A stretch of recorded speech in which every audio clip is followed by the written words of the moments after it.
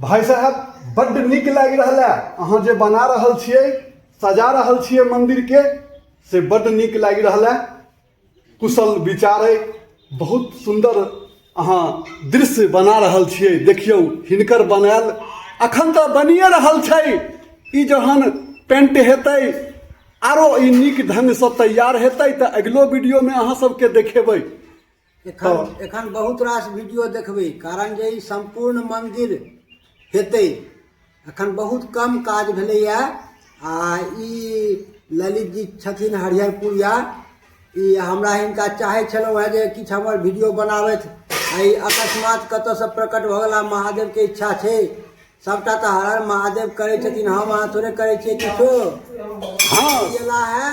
आ ई अपने के जे कहि रहल छथि से ई सुंदरतम कलाकृति केनिहार हमहूँ हरिहरपुरिया छी। हाँ बुझलहुँ, अपने गामक लोक छी।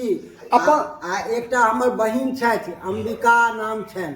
हाँ ओहो काज कऽ रहली है। ओहो बड्ड सुंदर अपन कला देखा रहल छथिन। कचनी कऽ रहल छथि। विश्वास नहीं है, अपने देखबै तो देखैत रहि जेबै, बड्ड नीक लागत। हाँ एते नीक हमरा गाँव में, हमरा अपना एहि हरिहरपुर में एते नीक बच्चा सब है से हमरा आश्चर्य लागि गेल जे कते नीक काज कऽ रहल है।